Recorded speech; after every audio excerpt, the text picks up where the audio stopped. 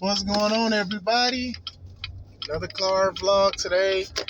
A little bummed out because tomorrow was supposed to be my wrestling show. It got canceled. It was beyond my control. I'm really upset with that. So we'll rebuild and focus on next year. But I decided to talk about a topic today. Make sure you subscribe to the channel. Also, to subscribe to the C3 Ultimate Wrestling YouTube channel. Also, check out the website www.c3ultimatewrestling.com for roster, for information, for what we're trying to do in the future. I was on Facebook, right?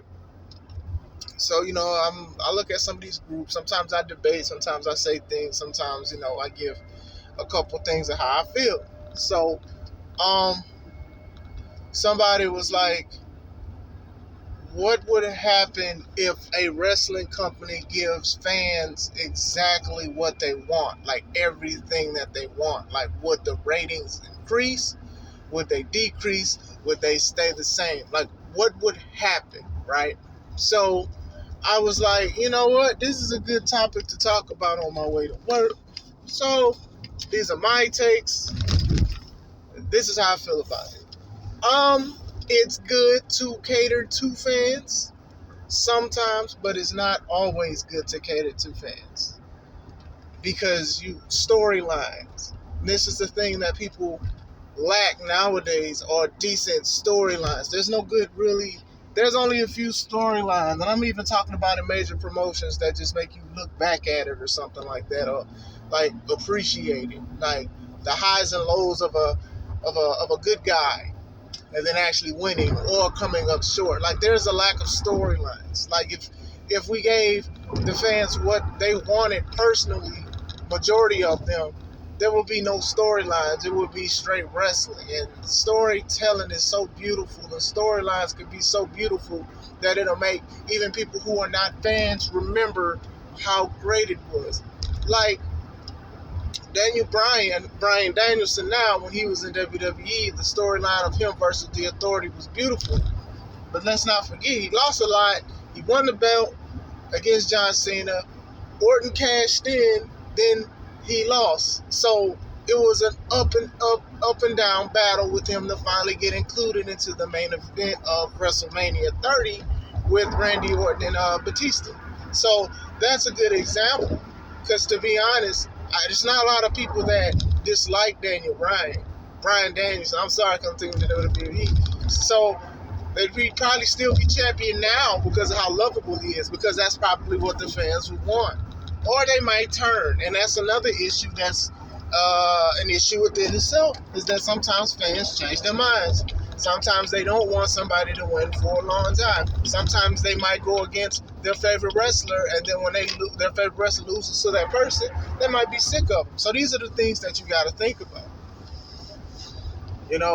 With fans, minds change. Your favorite wrestler could be The Undertaker, and then the next day your favorite wrestler could be Kenny Omega. It's just what it is. It's 100%. Oh, well, these guys face each other, I don't want to see that again. And that's what it would be. Sometimes it is now. Like, you have people that are tracking how many rematches that WWE has, and they've had a lot this year. Title and non-title matches, or mixed up stuff, or rekindle feuds. So you got to think, like, as a promoter myself, I want to give an entertaining show. I also want people to come back. Sometimes if you do give everything that the fans want, they might not come back because they are already satisfied with what they got from one show. And this is true. Another thing, fans sometimes, like, especially with WWE and everything that's going on with them, they were upset because a lot of these released superstars, they didn't get like a chance to express their character that they pitched to WWE, and they got turned down. But what happens with the characters that did get an opportunity? A wrestler did get an opportunity to display a new character, and did it work? Let's example. New Day, right? Everyone was under the impression that New Day was supposed to be the Nation 2.0. And people were upset when they came out twerking, dancing, vibrant colors, clapping, the church thing. Like, a lot of people were like, oh, okay, we're not going to say New Day rocks, we're going to say New Day sucks. This is what the fans were saying for the beginning of the New Day, regardless of how people love them now. And to me, the character stuff is a little bit stale, no disrespect. These guys used to get booed out the building. Oh, we can't take these guys serious. Unicorn horns, get out of here. Booty, what are they talking about? People did not want to see these guys. They were sick of them. Regardless of how talented all three men were, they did not think that New Day would literally rock. What happened? They won the guys over. They were still funny. They were still entertaining. They were putting on matches of the night. Now they're one of the top 10 tag teams in the world. But it didn't just happen like that. Those guys were booed by fans. They were rejected by fans. No, this wouldn't work. This wouldn't work. If we listen to the fans, or if WWE listened to the fans, or Vince listened to the fans, we wouldn't know how great a New Day would be. And let's be honest, being in New Day, that helped Kofi and Big E win that title.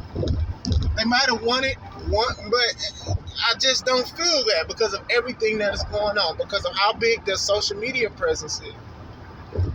The fans rejected them at first, then they loved them. Now they love all three or whatever, and then now we are anticipating maybe Xavier will win it eventually. This is what I'm saying, is, sometimes you have to wait for things to play out. You cannot wait. You cannot just say we're going to scrap it because the fans say scrap it. And I love the fans, and no disrespect to them, because they have a voice, they have an opinion too, what they want to watch and what they want to support and what they want to pay a ticket for.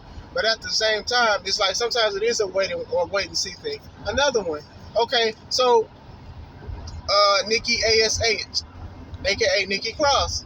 So a lot of people did like how she was acting crazy and is it Insanity, whatever the group name was, no disrespect.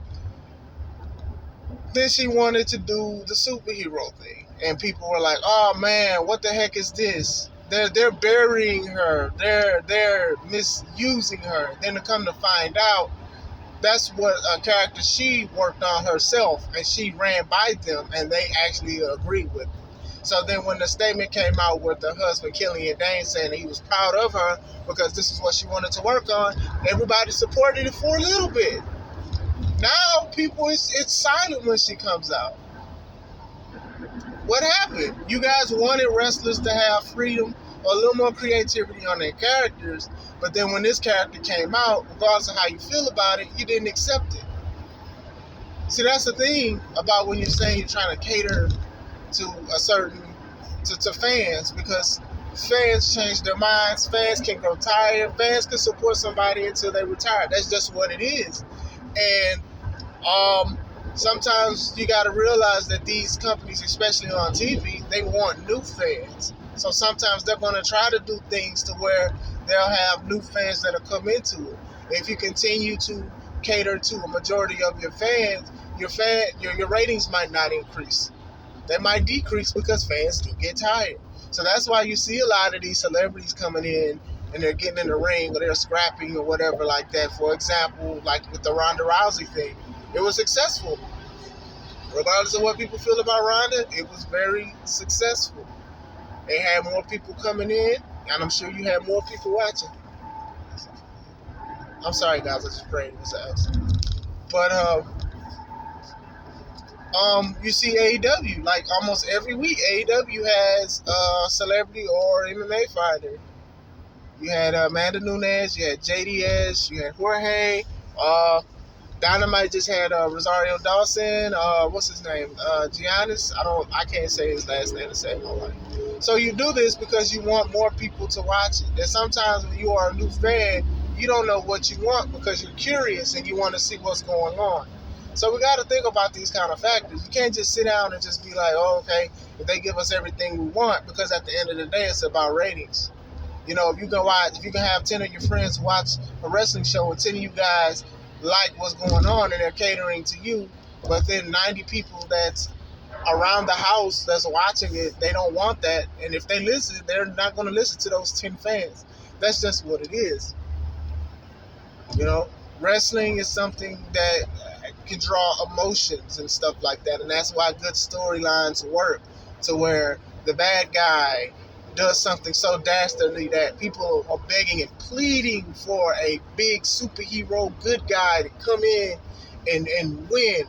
But I see AEW tries to push the barrier on that because they don't want to do the heel and face thing. They're trying to do the edgy thing of the Attitude Era, even with the demographic that they cater to, which is the 18 through 49, which are big things.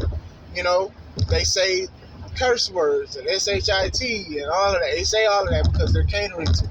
That could be a good and a bad thing, because people can get sick of it. Oh man, like what else? Do everyone swear? Like, come on, like what's going on? But it is what it is. You gotta think that wrestling is a broad subject. Everyone will not be entertained with what's on TV. Can products be better? Yes. Can products be consistent? Yes. Are they going to listen to all the fans all the time? No. Should we watch some things play out? Yes. Because I bet you, even myself, we were sick of the Daniel Bryan stuff. We're like, dang, man, I don't think he's going to win. I don't think he's going to make it. Even Kofi, when it was Kofi Mania, a lot of us, we wanted it to happen, but it had to have a good payoff. It had to. You couldn't just do that. A lot of people wanted Big E to cash in. A lot of people wanted Bobby Lashley to win. A lot of people wanted Bryan Danielson to go to AEW. A lot of people wanted CM Punk to go to AEW. Adam Cole. Like a lot of us, and I don't like to group us, but some people wanted certain things, and then certain things we got, and certain things we didn't. It's like a give or take business, a give or take relationship.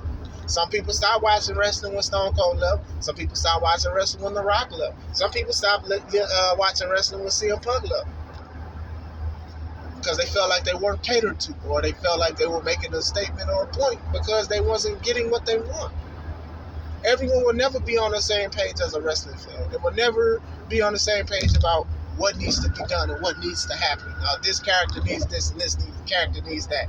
Because sometimes when they give you what you want, you get upset. John Cena, this is the last point. John Cena, the Doctor of Thugonomics, was like one of the most over things at one point. Won the title. Everybody loved that man for about a year. But then when he started beating favorites, Triple H, Kurt Angle, Jericho, start beating these guys. Shawn Michaels. Boom. You've seen enough.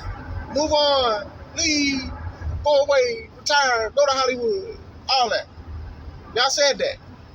Y'all got sick of it. And that's the problem. Sometimes you guys want a guy to get pushed to the sun, then you got him, and then you got sick of him. This is exactly my point. And like I said, I love my fans. I love the fans of wrestling. I love the people who watch my shows. I love the people who support everything that I do. But at the same time, sometimes you do have to wait for things to plan out. And sometimes things we won't see eye to eye. I'm not saying, oh well, I'm saying be patient and watch what happens. And if you disagree, if you don't like it, then that's fine. There are other options, but we are grateful that you watch it. I have my shows, and I'm sure a lot of people don't like the decisions, the outcomes of matches that happen, or how wrestlers win or get over or whatever like that, but it is what it is, man. It's just an entertaining factor, just to be entertained. This is Chris Classic. This is The Post. God bless. Let's take it home.